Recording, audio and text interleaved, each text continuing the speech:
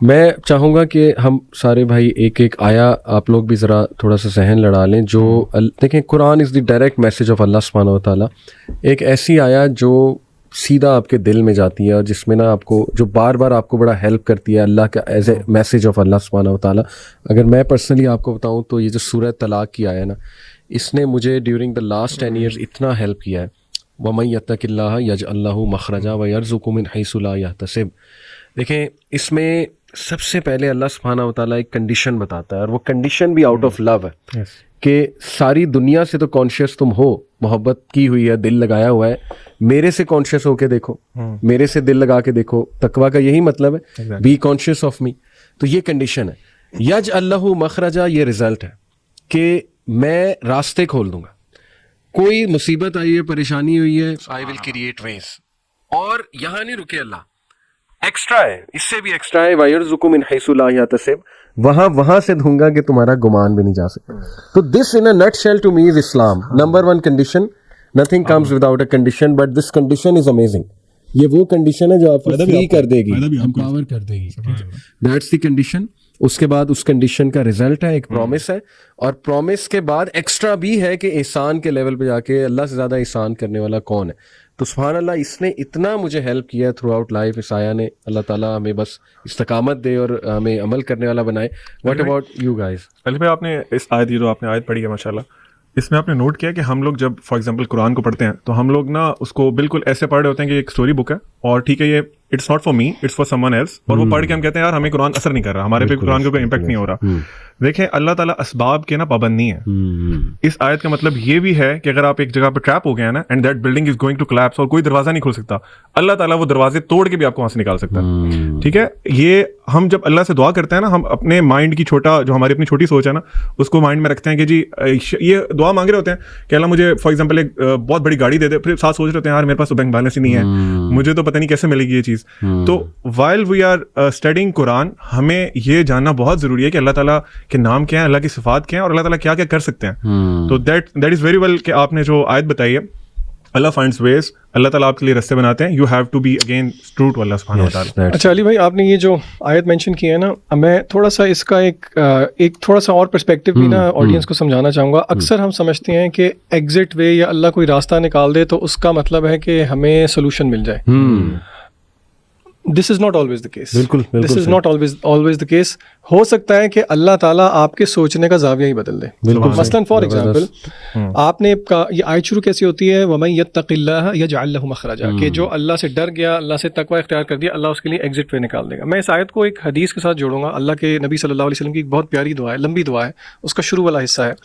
آپ صلی اللہ علیہ وسلم نے فرمایا, اللہم اقسم لنا من خشیتک ما تحول به بیننا و بین معاصیک. کیا مطلب؟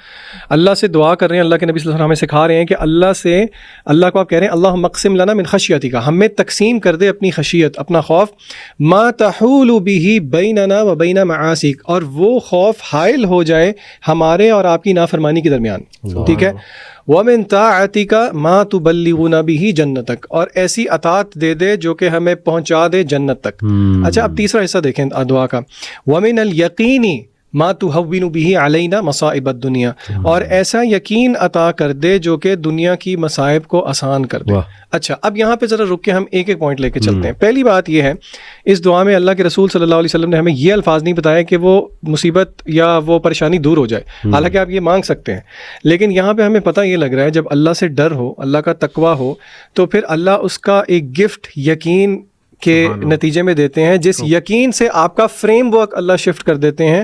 وَمِنَ الْيَقِينِ مَا تُهَوِّنُ بِهِ عَلَيْنَا مَصَائِبَ الدُّنْيَا, کہ اے اللہ جو دنیا کی مصیبتیں ہیں ان کو آسان کر دے ہم پہ. یہ جو آپ نے ایکسیپٹنس کی بات کی ہے نا, کہ اللہ تعالیٰ وہ فریم ورک چینج کر دیتے ہیں کہ بندہ کہتا ہے ٹھیک ہے یار, یہ آزمائش اگر ہم پہ آئی ہے تو for a greater good. For the same reason رسول اللہ صلی اللہ علیہ وسلم نے فرمایا, قیامت کے دن جب صبر کرنے والوں کو اللہ تعالیٰ نواز رہے ہوں گے تو لوگ دیکھ کے خواہش کریں گے کہ دنیا کے اندر غالباً ہمیں چھریوں سے یا کینچی سے کاٹا جا رہا ہوتا. تو یہ ذہن بھی رکھنا ضروری ہے کہ اللہ تعالیٰ کے فریم ورک کو ہم سمجھیں کہ اللہ تعالیٰ ہمیں کس اپنی تربیت سے گزارنا چاہتے ہیں. So not every time will difficulty be arise, کیونکہ دیکھیں مشکل چلی گئی تو پھر اللہ کے ساتھ لا نہیں لگتی.